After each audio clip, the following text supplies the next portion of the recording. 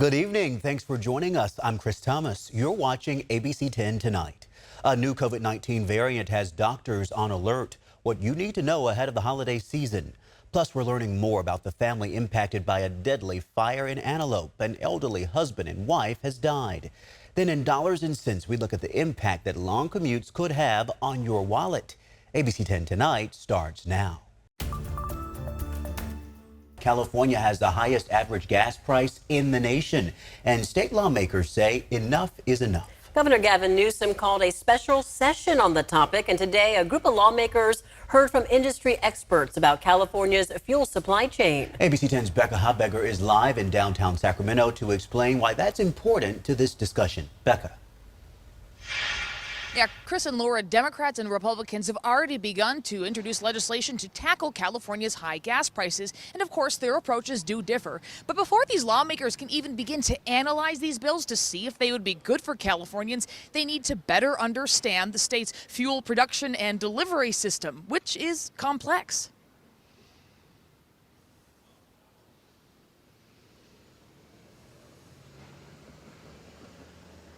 The newly formed Assembly Committee on Petroleum and Gasoline Supply heard from industry experts. They say 9 refineries produce about 90% of California's gasoline and diesel. If even one of those goes down for planned or unplanned maintenance, it can hurt supply and drive up prices for consumers. We end up with price spikes. There's no doubt about that, and we end up with some outages, and we end up with some problems. But there's generally, in those situations, there's profit incentives to solve them as quickly as you can. But some lawmakers think there's a solvable problem here. Without swift action, consumers will continue to bear the brunt of fuel price fluctuations. Democratic Assembly members have introduced legislation that would require refineries to keep extra fuel in storage, a minimum inventory, to bridge the gap when the supply drops. When we have a price spike, that a responsible system would have product on hand, but in terms of serving the California people by preventing budget-busting price spikes, I think that is something that would be desirable. Republicans and the oil industry push back on Democrats' 15-day minimum inventory proposal, saying it would actually drive up prices for consumers. Instead of focusing on the solutions that will actually drive prices down, we've seen policies that risk pushing them even higher. In a news conference Wednesday, Assembly Republicans laid out some of their proposals to lower gas prices, including suspending the state gas tax, which is used to help repair California's roads. To suspend the gas tax and save 60 cents a gallon, but also backfill it with the general fund. So the projects will continue. Exempt gas from cap and trade and save 30 cents a gallon. Give drivers a rebate to offset high gas prices. Now, today's hearing was purely informational. There was no voting or anything like that involved. And in fact, this public informational meeting will continue tomorrow morning at 10 here at the Swing Building at O Street and 10th Street. And to next week, they will consider and listen to some of the bills that have been proposed so far. And then on October 1st, there is a floor session scheduled in this special session on high gas prices in California. We know this is a developing story that impacts all of us. We are going to track it closely. Becca, thank you. We're tracking a new COVID-19 variant tonight. XEC is spreading across the globe, and California is already seeing the new strain. ABC 10's Devin Truby hears from our local doctors about this new strain and the new vaccine. As fall approaches, so does cold, flu, and COVID season. This year, doctors are tracking a new COVID variant, XEC. With only 23 cases in the U.S. so far, California has 3 of them, and it's caught the attention of Chief Dr. Dean Blumberg of Pediatric Infectious Diseases at UC Davis Health. We're still in early days, so it could be a dominant strain or it could fizzle out and die. It's very difficult to predict.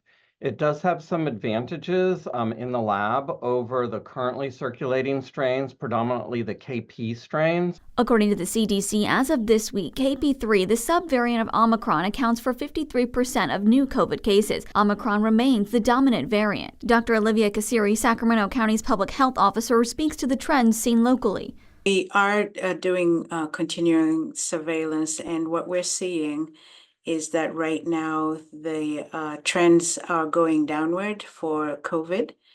But we do know that as we get into the winter season, which we now call the respiratory virus season, that starts October 1st. Even with the new variant, the CDC recommends everyone 6 months and older get the new COVID vaccine. They say that it's your best defense. Dr. Blumberg also recognizes that the community has vaccine fatigue. I think that's a real concern. I don't think anybody wants to be getting a COVID shot every 4 to 6 months, as we were sometimes having done earlier in the pandemic.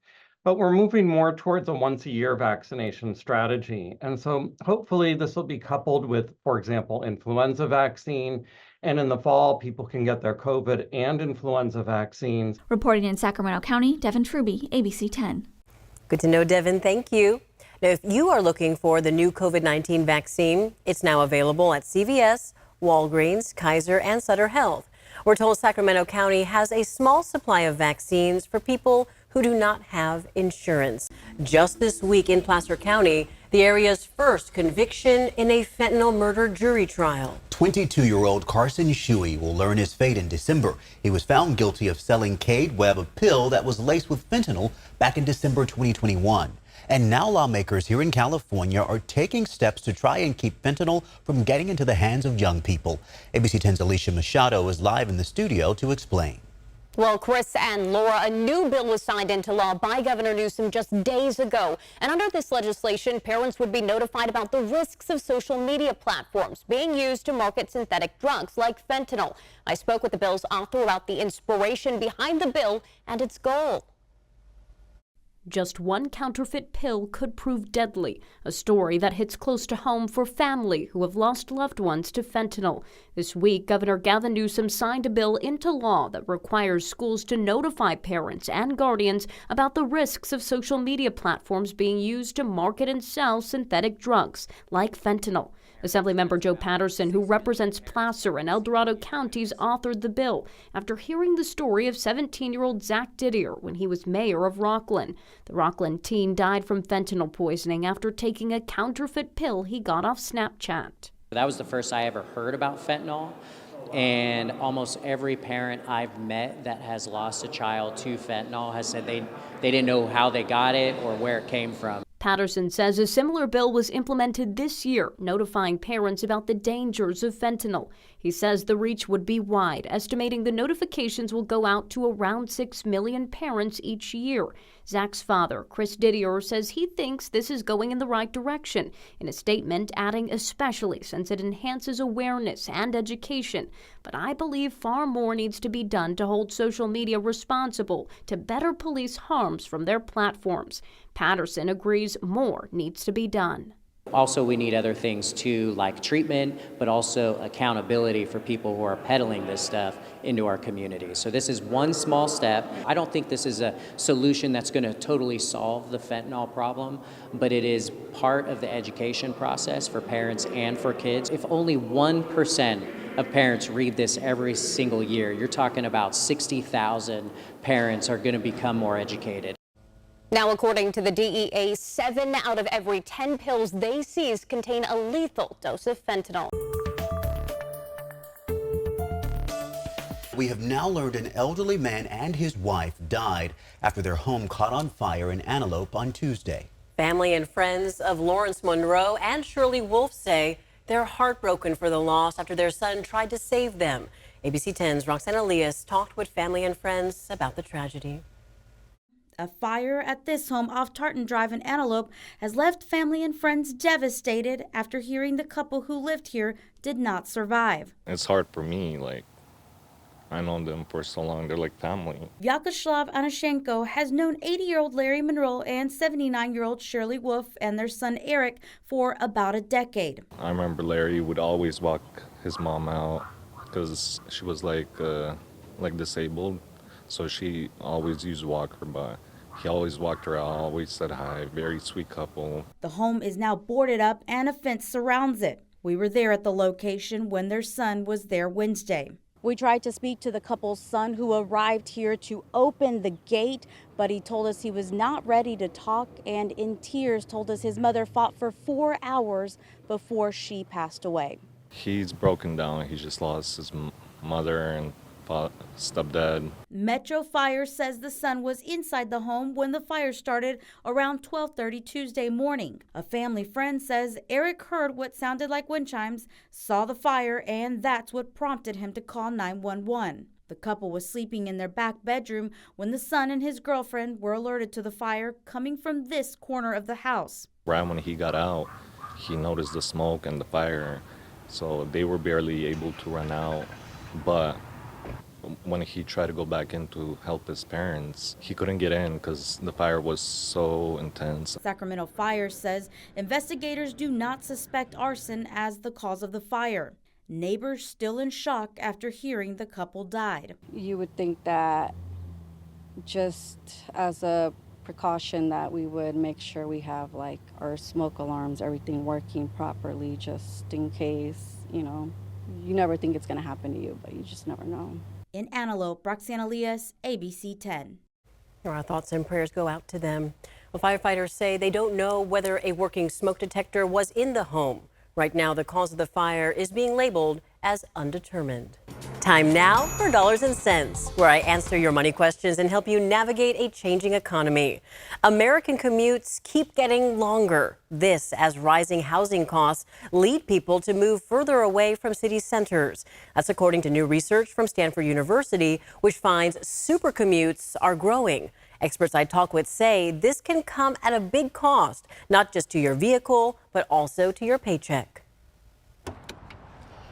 Well, it means a lot of time behind the wheel. A lot of windshield time is what we call it in the industry. The average American commute is about half an hour. But new research from Stanford University finds super commutes of 75 miles or more have increased in recent years, and more people are traveling at least 2 hours each way. As a super commuter, you kind of neglect the passenger side of the vehicle, and it's always best practice to kind of work your way around the back and look at the tires, look at the lights, just kind of make sure that everything is working. Patrick Ogerelli with Firestone Complete Auto Care in Sacramento says, make sure your vehicle is cool before you check its washer fluid, coolant, and oil levels. And as you can tell, you're right at the hash mark, and that's exactly where you want to be. Staying on top of basic maintenance, like checking your wiper blades, battery, and tire pressure regularly, can help you avoid expensive repairs later. This one right here is going to be our brake fluid. Now, this one we typically don't touch, but we do want to keep an eye on it. If the fluid is low, you have possibly a leak in your brake or hydraulic system,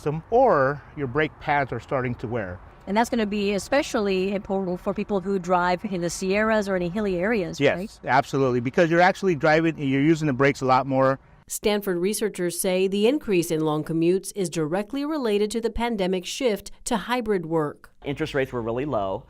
And so they could easily afford to kind of move out into the suburbs. Derek Stimmel, an economics professor at UC Davis, says the opportunity costs of supercommuting can impact your income. Anytime you devote resources to something, you're giving up using those resources for something else. And in this case, when we're talking about supercommuters, we're probably talking about their time. So if you're spending an hour and a half, 2 hours in the car driving somewhere, that's time you could have been using doing something else. Does this have larger impacts for the economy? The question would be sort of like, is this efficient or not? Road debris, potholes, and traffic crashes can also cost supercommuters time and money. The tires, the tires are going to wear, and they will wear faster in most cases because you're putting on more miles.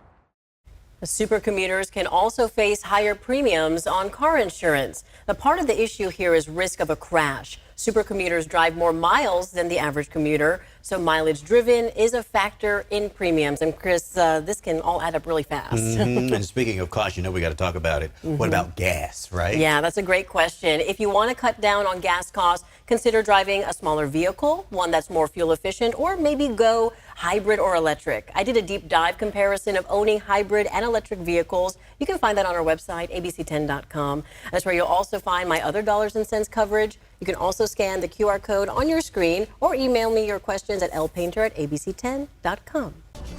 All right, let's turn to that weather impact alert day. It's something we've been warning about. It's now here. So what do we need to know? Right, this transition period, this last week of summer, feeling like fall. It certainly is. And when we get to fall, it's going to feel like summer. So we've got a real flip-flop going on. We want to get to those showers and thunderstorms, though, occurring in most of the Sierra. We've seen very little in the way of thunderstorm activity here for today. So basically, it's a higher elevation event. Locally through the valley, it's been a lot of cloud cover, but again, the active weather has been mainly up top for us. With that flood watch around the Park Fire burn scar, winter weather advisory still in place around Yosemite, and lingering storms through tomorrow, which we'll get to. Now, this is a big deal because the last significant rain and snow hit us in early May for downtown Sacramento and the Central Sierra Snow Lab. That was the most snow we saw all winter season, over 26 inches. But you can see across the board, we haven't seen anything for the month of September. Normally, we only get about 0.15 of an inch. So it's not like we're expecting a whole lot anyway.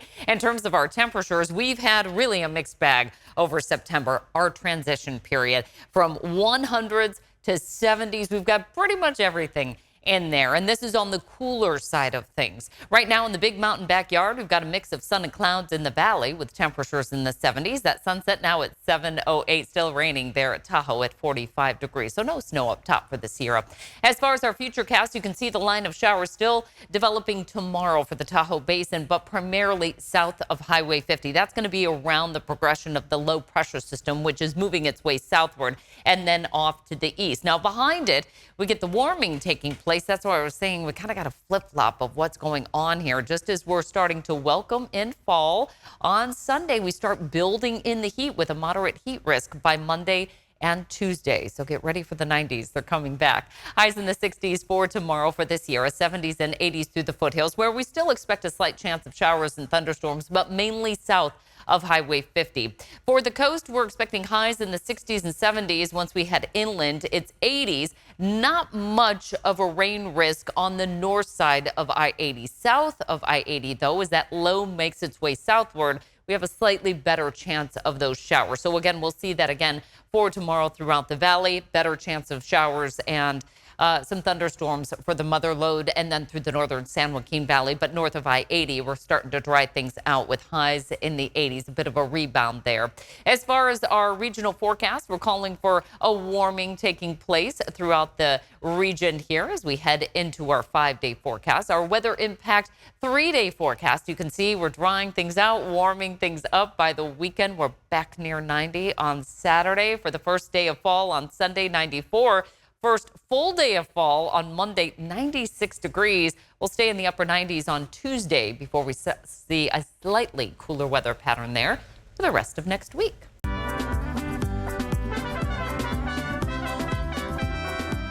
We interrupt this newscast to bring you beautiful music. National Hispanic Heritage Month is celebrated every year, September 15th to October 15th. It's a time to honor the cultures and contributions of both Hispanic and Latino Americans from past and present. ABC10's Candace Red joins us now with more on this story. Hey, Candace. Good morning. Well, you can celebrate Hispanic Heritage Month at the Sacramento Public Library. There are all sorts of programs and activities, and by the way, it's all free. Well, the library is offering bilingual story time for children. It's designed to support their early learning skills. The program comes with songs, rhymes, dancing, and of course, children's stories. And the kids also get a kit with bilingual books and other goodies. Now, story time is available at 6 branches. That includes Rancho Cordova, Del Paso Heights, Rio Linda, Carmichael, Galt, and Bell Coolidge libraries. Now, the library celebrates Latino heritage year-round with other resources, too, representing the people, history, and culture.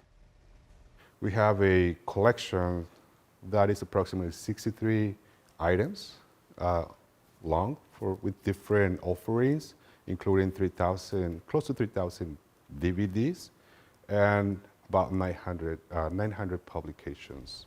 Wow, that's so cool. Now, outside of the DVDs and magazines, there's also a Latino Heritage Month reading list. There's even Telecuento, or Dial a Story for free. It's a line families can call every week to hear someone from the library read a short children's book in Spanish over the phone.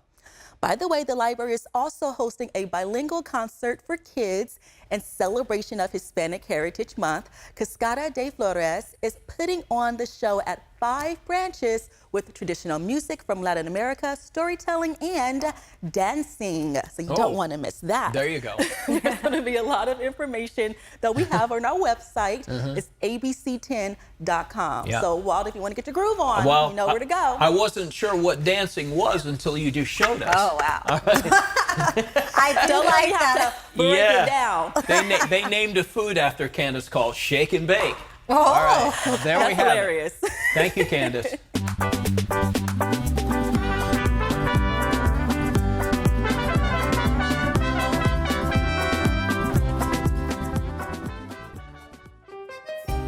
Pour a cup and sit for a while at Cafe Chocolatel on 10th Street in Sacramento. Behind the counter, you'll find Ariel Wolonsky, the shop's founder and a chocolate maker himself. Originally, chocolate was not a business at all. It was just a hobby. People really liked the chocolate and kept asking for more, so it slowly became a business. Ariel opened Cafe Chocolatel about 2 years ago, his second shop that serves chocolate from around the world and ceremonial cacao. The other business in Nevada City called Choquiero Cafe, named after his organic chocolate company. Choquiero is cho for chocolate, and then quiero, it's like I love, so I love chocolate. Today, he's preparing a chocolatada similar to hot chocolate, this one made with Guatemalan cacao. Salud. But his journey to chocolate is an unexpected one. He was born and raised in Argentina and also grew up in Chile, originally interested in art. I'm from the city, Buenos Aires. Went to art school, got to know Chilean traditions, which are similar but also very different from Argentina. Anywhere from the accent to the food. He landed in construction. Construction's been in my family history. My father was a contractor, worked for him many years, and then from there started my own tile business. But a passion for cooking and chocolate making was later born out of difficult circumstances. I started having knee issues, and I knew I needed to find something else. Fast forward, and Ariel has now been making chocolate for about a decade, and his passion for chocolate making has taken him around the world, from Mexico to Peru and Guatemala, to visit a farm that sources his shop's cacao, or the seeds that are used to make chocolate. Experienced the music from the local people, the marimbas. It was definitely honoring to learn more about their traditions since we represent it here, to know who's making it and where it's coming from. A topic close to Ariel's heart, the cafe carries more than 100 varieties of chocolate from around the world. Most of our chocolate from Latin America comes from places like Peru, Guatemala, and pretty much all Central America. That's a way that we can connect, that brings us all together, is when we work with cacao or chocolate. And it's a great time to get to share our culture together.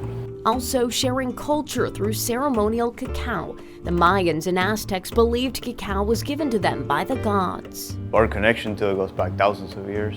For a lot of time, it was only 4 kings that had access to cacao, and the emperors, but people would drink it and feel like they were given superpowers from it. While also ancient rituals, Ariel says today cacao ceremonies are used as an opportunity to connect to the spirit of the plant and bring people together. It's also a great way to build community, and we have had cacao ceremonies here at the shop. Cacao Muse, my friend has come here from Mexico to do ceremonies, and other people as well. So it gives us a chance to merge the two worlds together. Through his shop, Ariel hopes to raise awareness about fair trade chocolate and also support small indigenous communities in Central America. Ceremonial cacao is not grown to be a monocrop or a mass-produced product. It is really done with intention, smaller batches, and it helps smaller communities who really need that help today. Now sharing a piece of their story and products with folks in Sacramento. It's been years and a lot of work, so it's something to be proud of, and I also couldn't do it alone. So I'm very thankful for the people that have helped me each step of the way, and many of them are still with me today. Today, sitting in his very own shop, a journey more than a decade in the making, and a story that continues to be written in adjusting chocolate recipes and inviting customers to sit for a while and enjoy a drink at Cafe Chocolatel. In Sacramento, Alicia Machado, ABC 10.